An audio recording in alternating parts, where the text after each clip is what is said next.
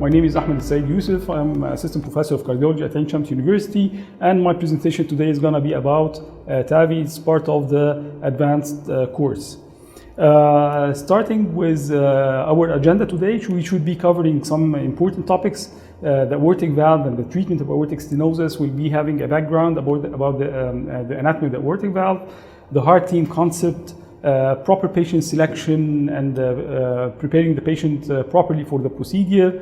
We'll highlight on the device description and the procedure steps, when to use which valve platform, and we'll cover at the end of the presentation TAVI in certain patient population, those patients who have bicuspid aortic valve, those who have previous biprosthetic degenerative valve, and some challenging coronary anatomies, and what about TAVI in low-risk patients. Then we'll end with our take-home messages.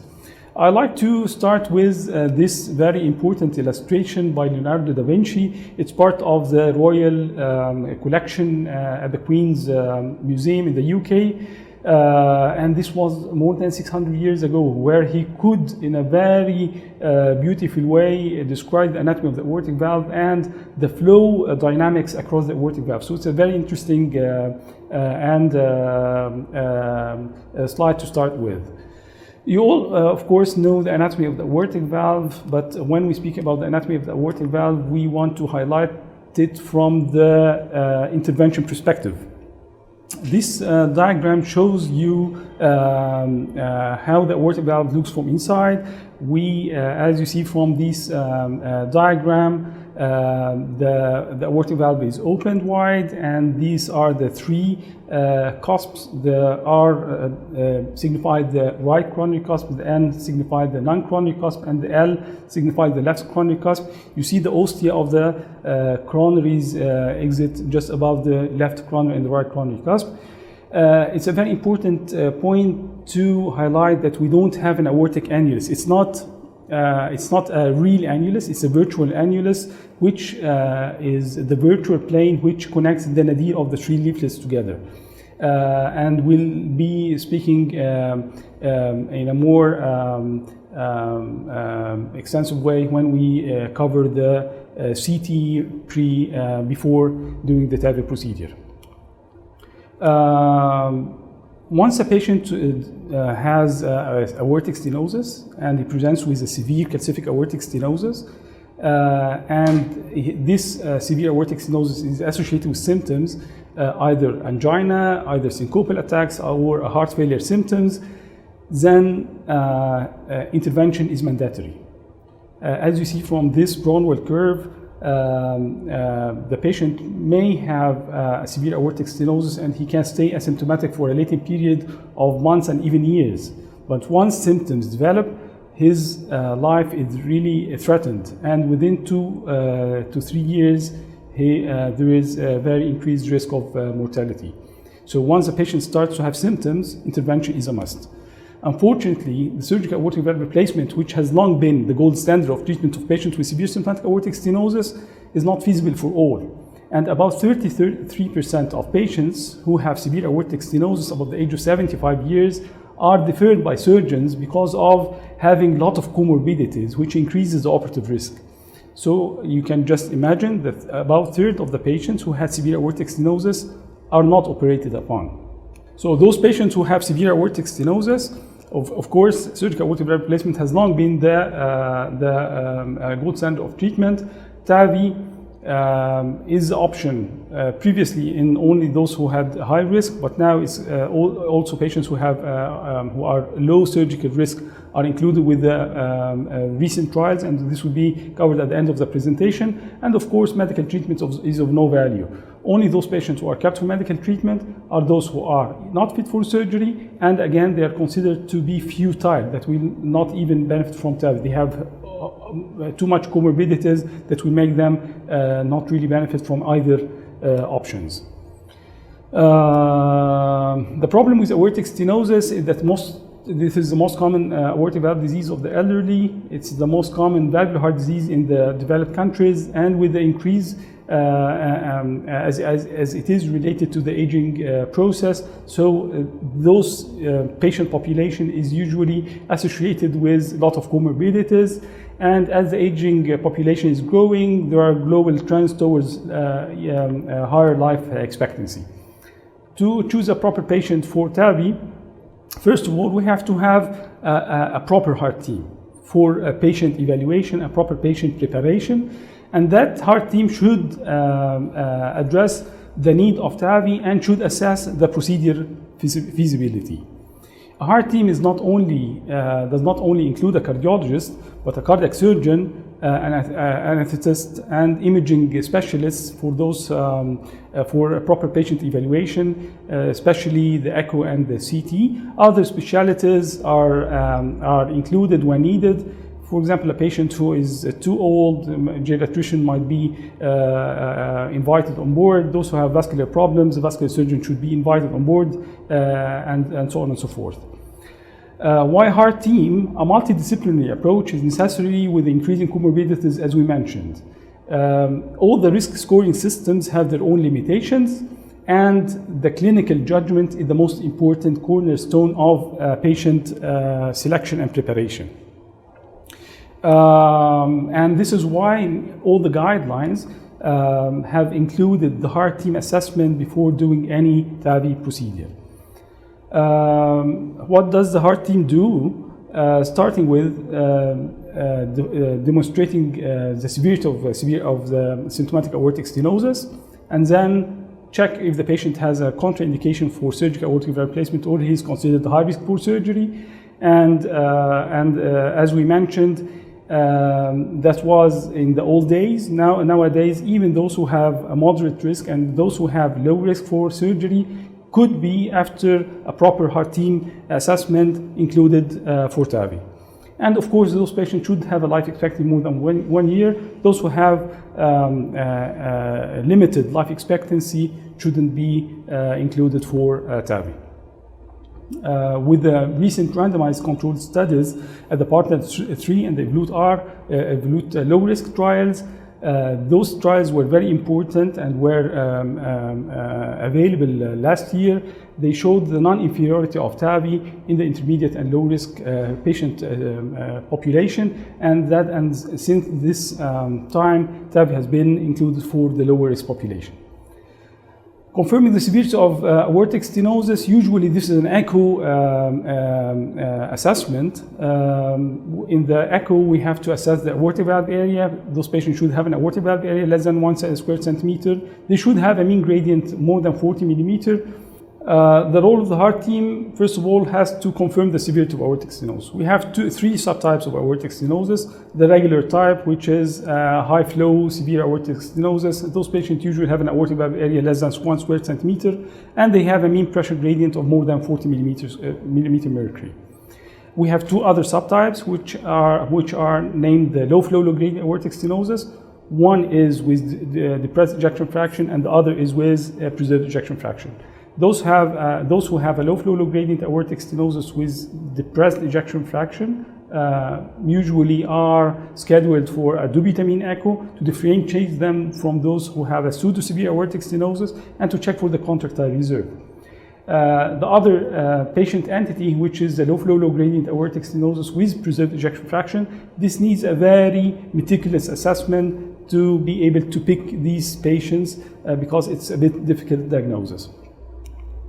As we mentioned, proper patient evaluation should include the clinical judgment, global appraisal of the patient, risk of mortality as predicted with the risk scores, taking into consideration that risk factors, some important risk factors are not included in the risk scores, the local environment, the careful evaluation of the life expectancy and frailty, and always put in mind that surgical risk scores shouldn't be used as a guide, but should only be used as a guide, but not to dictate the patient selection.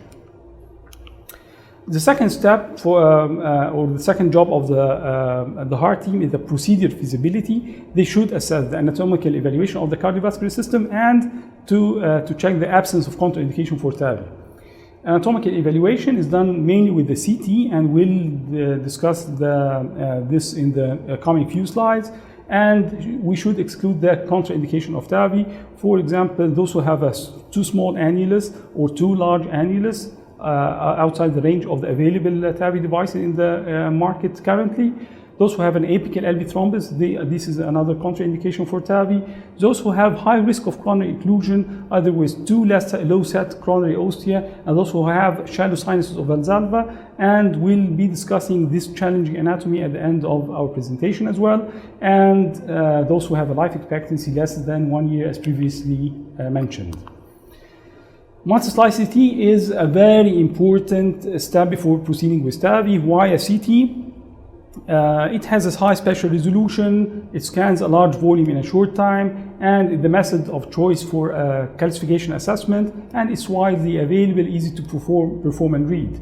The main role of the CT is assessing the vascular axis and the aorta, and assessing the aortic root and the annulus. Starting with the vascular axis, we do have multiple vascular axes to proceed with the TAVI, but with the available valve platforms with the smaller catheter French sizes, 90% could be done from the transfemoral axis. Some patients who cannot have TAVI from the transfemoral axis could have the procedure done from other vascular axes, like the subclavian axis, the transapical axis, transcarotid, and most recently the transcaval axis. During assessing the CT, the minimal lumen diameter should be assessed across the whole axis, from the iliofemoral axis and the subclavian axis. We don't only measure the minimal luminal diameter, but the calcification as well, and the calcium distribution. If the calcium is an eccentric spot, usually the vessel is forgiving, and it can expand in the other dimensions to allow introducing the valve.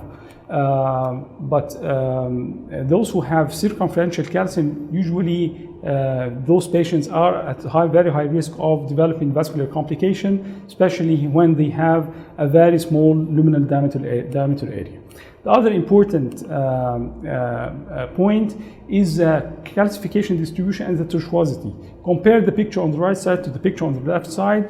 Both have extremely tortuous anatomy, but the one on the right side do have very little calcium, and this vascular axis is a favorable one, and usually all these bands are straightened with the stiff wire. Compared to other one, when you have too much calcification, this tortuosity wouldn't usually yield with the stiff wire, and it opened the door for vascular complications. With the available valve platforms, we can include patients who have a minimal luminal diameter as small as 5 millimeter with a new Evolute R platform, for example. Some additional data are the common femoral bifurcation in relation to the femoral head to spot where are we going to puncture the common femoral artery, screening of the whole aorta to see if there is any sort of dissection, thrombi, large plaques protruding into the lumen. In case of previous CABG, we have to know the position of the grafts in case of emergency surgery is needed. And for the transapical axis, the position of the apex in relation to the chest wall. The other important data that we get from the CT is the assessment of the aortic annulus. Of course, if we have a too small prosthesis compared to the annular side, there is a very high risk of valve embolization and a risk of paravalvular leak. Compared to having a too large annulus, the risk of annular rupture if you use a larger valve is very high. So, as we mentioned at the very beginning of the presentation, we don't have a true annulus. We do have a virtual annulus, which is a nadir, or the line joining the lowermost part of the three cusps, as delineated here with the green line. And putting into consideration that most of the aortic annuli are not a circle, usually they are oval. And that's why the echo has a very high limitations for assessment of the proper measurement of the aortic annulus. Because whether you are doing a TEE or a transthoracic echo, usually you are assessing the shortest diameter, and you will end up with underestimation of the aortic annulus. And this is the main advantage of the CT. How we get the accurate plane? Usually we do modifications of the axial plane in the lower left image using modifications in the sagittal and coronal planes in the upper two images to identify the lowermost part of the three cusps, and hence we end up with the virtual annulus which we want to assess. Once the accurate annular plane is obtained, a lot of data could be extracted. We can measure the mean diameter, which is the addition of the smaller and the largest diameter divided by 2. We can get the perimeter, and we could get the area. And based on these measurements, we could get what we call the perimeter derived diameter, or the annular derived diameter. And each manufacturer, every valve platform, provides us with charts. For example, this is one from the Sapien XT. This one is from the Core Valve Evolute. And we get back to the charts. We do have the measurements, and accordingly we can choose the right valve size for every particular patient. The other important data that we could get after identifying the annulus is the height of the coronary ostia, because if the coronary ostia are too low-seated, there is a high risk of coronary occlusion with the displaced native cusps. So we should have a proper measurement and the proper distance of the coronary ostia from the aorta. And the length and the calcification of the cusp should be assessed again with doing the CT. The sinus of the sinus, the width of the sinus of Valsalva and the height of the sinus of Valsalva are put into consideration, because sometimes we do have a low-seated coronaries, but a spacious sinus that could accommodate the displaced leaflet and decrease the risk of coronary occlusion. So all this all these measurements and all the mental exercise and very meticulous assessment should be done before proceeding with the TAVI procedure. You should do all these measurements yourself, and you shouldn't depend on a report sent to you.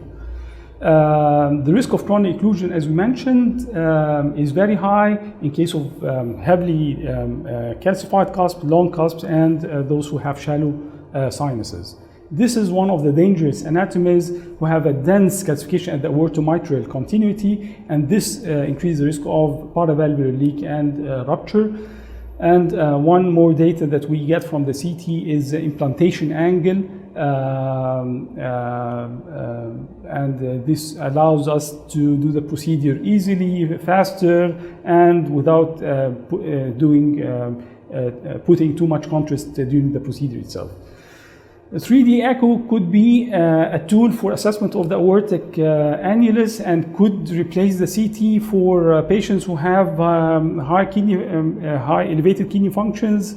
The answer is no, because the echo usually has an inferior spatial resolution, especially with severe calcification.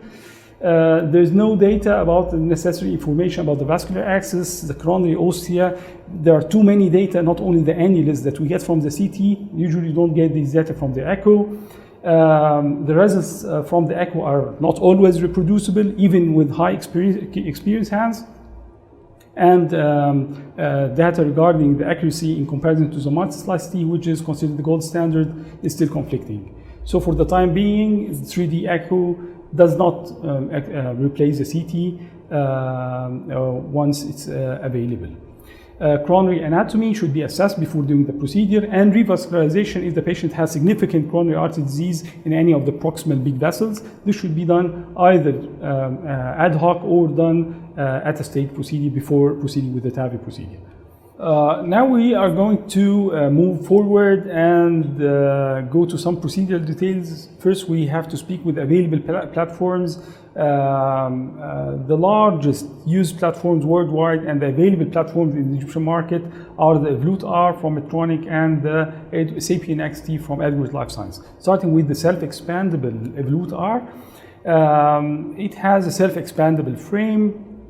It has a supraannular valve design which maximizes the flow and optimizes the coaptation, and it has a porcine pericardial tissue which is very thin for low profile delivery and provides strength and pliability for long-term durability.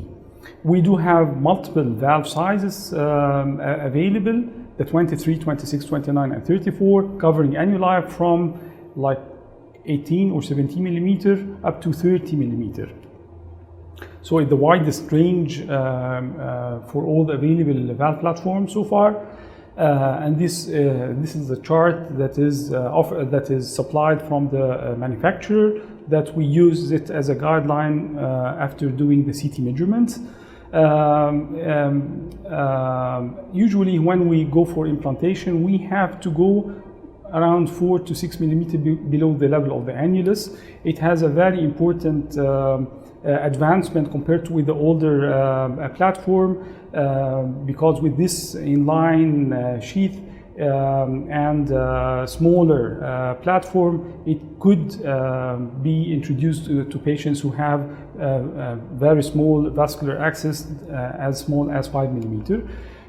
It is a recatchable device, so once you start deploying the valve and you are not satisfied with the valve position, with the paravalvular leak degree, if the valve went too deep, you had a complication with a conductive system, there was a complication with the coronary austia, so you can retrieve the valve and reposition it again. And this is one case with this valve. Of course, before doing the puncture, we go from the contralateral side just to have a landmark of the proper puncture site at the site of the common femoral artery. We usually have a pigtail from the contralateral side to delineate the annular level. A pacemaker is usually inserted from the venous axis. A stiff wire is, as you see, is placed in the left ventricle, and then the valve over the stiff wire is placed with the guidance of the injection from the pigtail. We start deploying the valve very slowly, and once we deploy the valve and we are satisfied with the position, we finally release the valve, and this is the final injection. The other valve platform, which is offered or supplied from Edwards Lifesciences, this Sapien XT, it's a balloon expandable valve, and the catheter usually the valve is usually mounted, not mounted over the balloon except inside the descending aorta to try to decrease the front side of the available valve. The newer platform, unfortunately, it's not available in the Egyptian market, which is the Sapien 3, has a much smaller sheath size and could be used in patients who have smaller femoral accesses as low as 5.5 millimeter. But unfortunately, again, it's not available in the Egyptian market. This is how we do the alignment inside the descending aorta, and finally, after mounting the valve over the balloon, we start advancing the whole system and cross the aortic valve.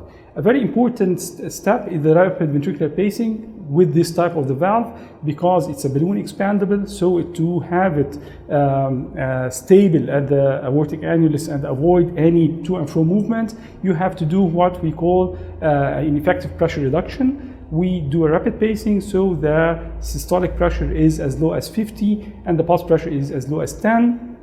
And after having like 10 consecutive cycles of this effective pressure reduction, we can start valve deployment.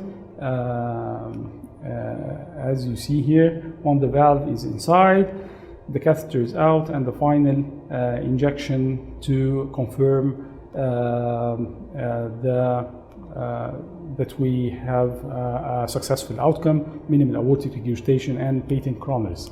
And the final injection from the contralateral side to make sure that after taking our equipments out, there is no leak from the, there's no vascular complication, no leak, no dissections. When to use which? There are various criteria for device selection. Mainly the operator experience, the annular diameter, the access route you are using, the aortic root anatomy, and some patient-related factors. So when to use which valve platform, there are many various factors that do help you choose which valve. Mainly the operator experience, annular diameter, the access route, the aortic root anatomy, and some patient-related factors. For example, the valve choice based on the anatomy, as you mentioned, most of the valves do cover an annulus between 20 and 27. But if you have a larger annulus, usually you will have to go for the Evolut R34. Those patients who have a horizontal aorta, of course, this increases the risk of malposition, and it's very challenging. It was very difficult to, for example, to the core valve, the old core valve in such anatomy. There is a very high risk of valve embolization or migration. So once you have a horizontal aorta, either use a self-centering device like the Sapien XT or Sapien 3, or the new Evolut R. Lotus could be again used. Of course, because of the risk of embolization, having a recatchable valve like the Evolut R is very important in this challenging anatomy. If you have a significant septal hypertrophy, again, the risk of valve embolization is high, and self-expandable valves are preferred in these patients. TAVI in special population will be covering TAVI in bicuspid aortic valve, TAVI in degenerated biprosthetic valve, those who have challenged coronary anatomies, and will end with TAVI in low-risk patients. TAVI is not contraindicated in patients who have bicuspid aortic valve, but you have to do a very proper assessment during doing the CT. You have to know which type of bicuspid aortic valve you are dealing with. And of course, you have to have multiple valve platforms or valve sizes in the cath lab, because usually, in some cases, we do use balloon sizing inside the cath lab to check or do the final assessment before choosing which valve size you are going to use in this patient.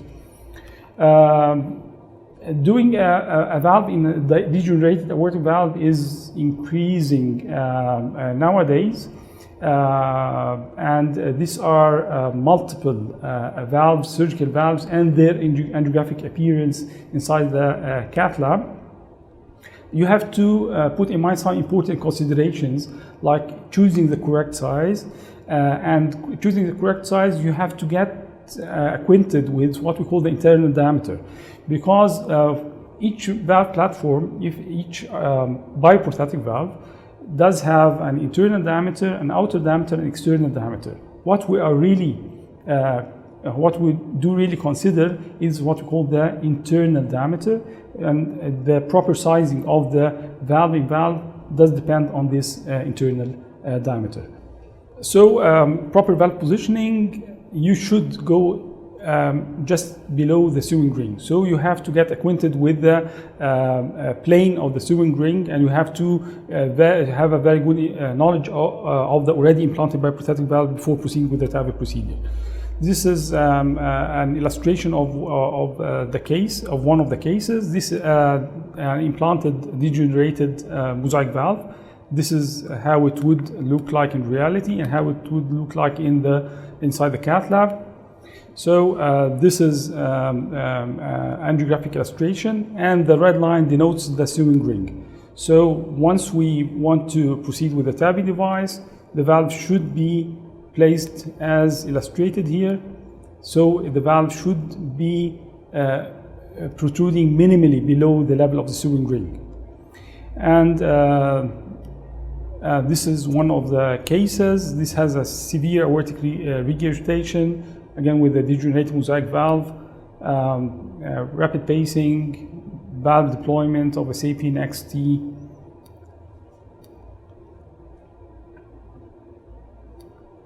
And the final result with a valve in valve.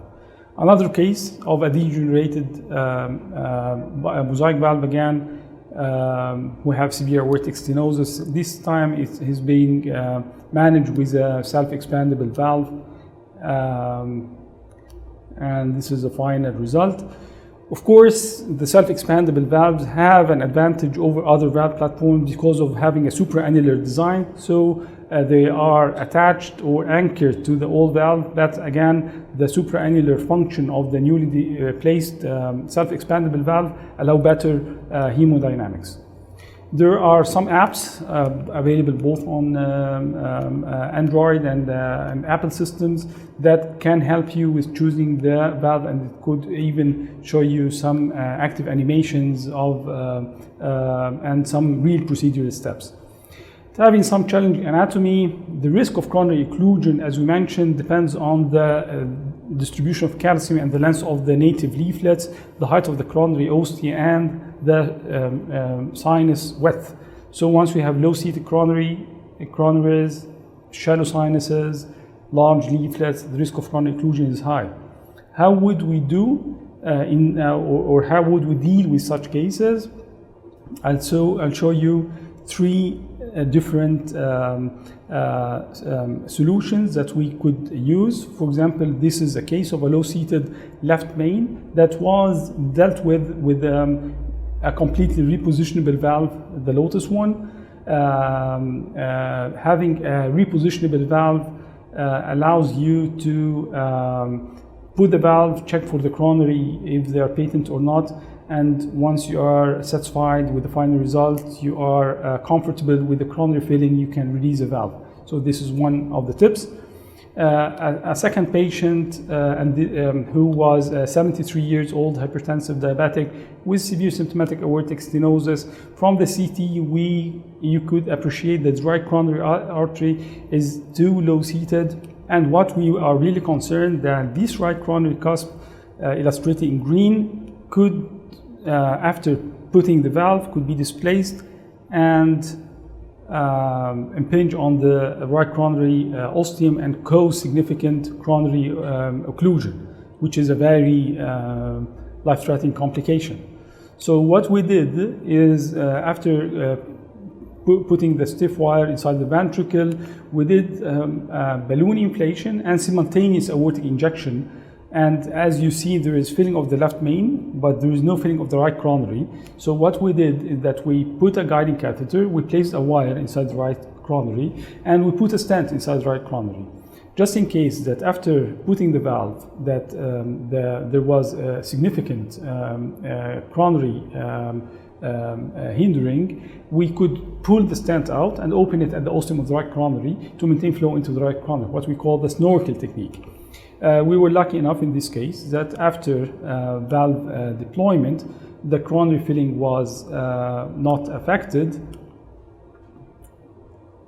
You can see here that there is a stent already placed in the distal RCA, and this is the valve positioning and rapid pacing, valve deployment, and a final injection of the RCA showing that the right coronary is patent, and then we took our equipments out.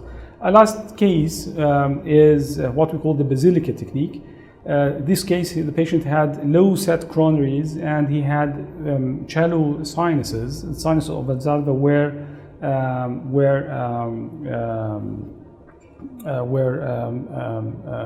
narrow, so the risk of coronary occlusion after valve deployment is very high.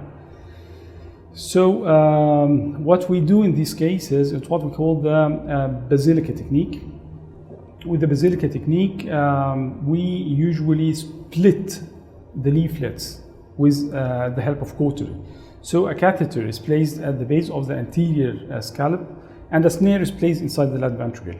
And through this catheter, a wire is used to penetrate the leaflets at its base. And with the help of the snare, you can snare this wire and make a continuous loop and pull that stiff wire outside, as you will see. After we have this, the wire is snared and externalized with the help of cautery. A third solution which is getting developed in the basilica technique. This is another example of a patient who has a very high risk of coronary occlusion. He has low set coronaries, the coronary heart is too low, and the sinus is too shallow as well. So the risk of coronary occlusion is very high. So what we do is a basilica technique. With this technique, we penetrate the leaflet at each base with the help of a stiff wire. And there is a snare who is crossing the aortic valve and kept inside the left ventricle. With the help of a snare, we take the wire and externalize it, and then the wire is bent, denuded, re-advanced to the base of the leaflet, and then with the help of electrocautery, we could just split the leaflet, as you will see in this case. This is a TE imaging immediately post-splitting, and you could see the leaflet is widely split, and then the valve is advanced.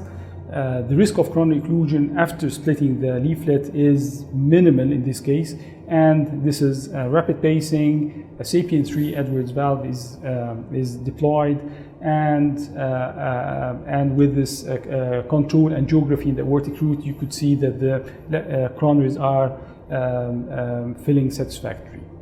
So this is one of the new techniques that we could use, especially in patients who have the risk of coronary occlusion is high, and especially in those who have a valve-in-valve procedure or a redo TAVI. Finally, we'll speak about the TAVI in the intermediate and low risk population. Data from the partner 2 showed that the all-cause mortality and disabling stroke were almost equal in TAVI and surgery. So TAVI was considered to be non-inferior to surgery in these patients who have intermediate surgical risk.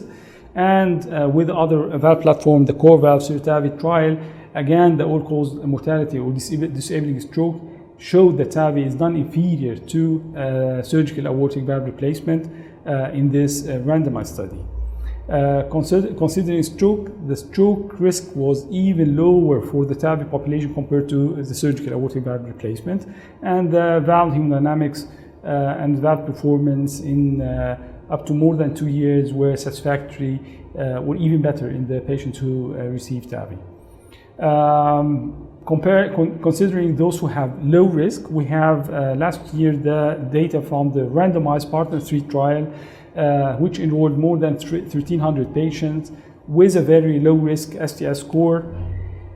The average age of this patient population was 73, and this is a very important point to be highlighted. We are speaking about patients who have low risk, but we are not considering patients who are young age. So we are still sticking to those patient population above 70 years. What about TAVI in low risk patients?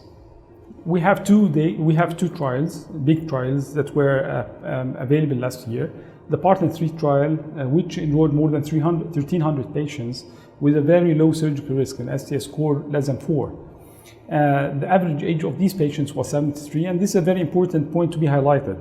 Speaking or using TAVI in lower risk population doesn't mean that we are using this technology in younger patients. So we are still sticking to patients who are above the 70 years of age. This was a randomized trial comparing the outcomes of surgically implanted valves to those who received SAPIEN 3 valve. And the primary outcome was a composite of all mortality, strokes, and rehospitalization at 1 year. The endpoints occurred in around 8.5% in TAVR arm and 15.1% SAVR arm. And again, TAVR showed to be non-inferior to surgery in these low-risk patients. Secondary endpoints of atrial fibrillation and the length of hospital stay were lower in TAVI. The bleeding was lower in the surgical arm, and there was no difference in the rate of pacemakers or moderate to severe paravalvular leak.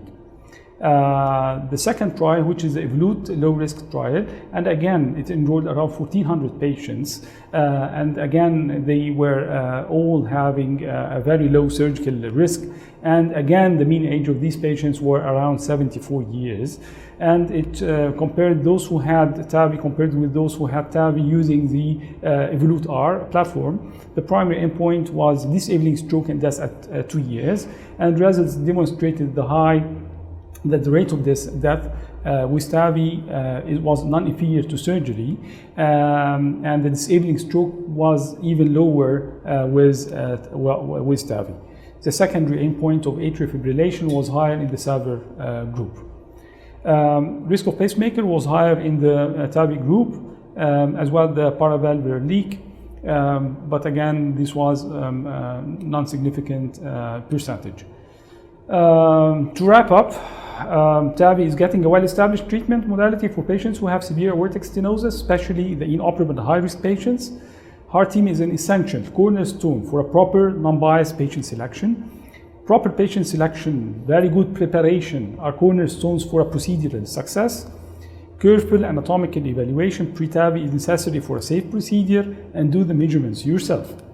Balloon expandable valves and self-expandable valves are complementary, and with the newer generations of valves now available, we do have a retrievable, repositionable valves with better seal of the paravalvular leak.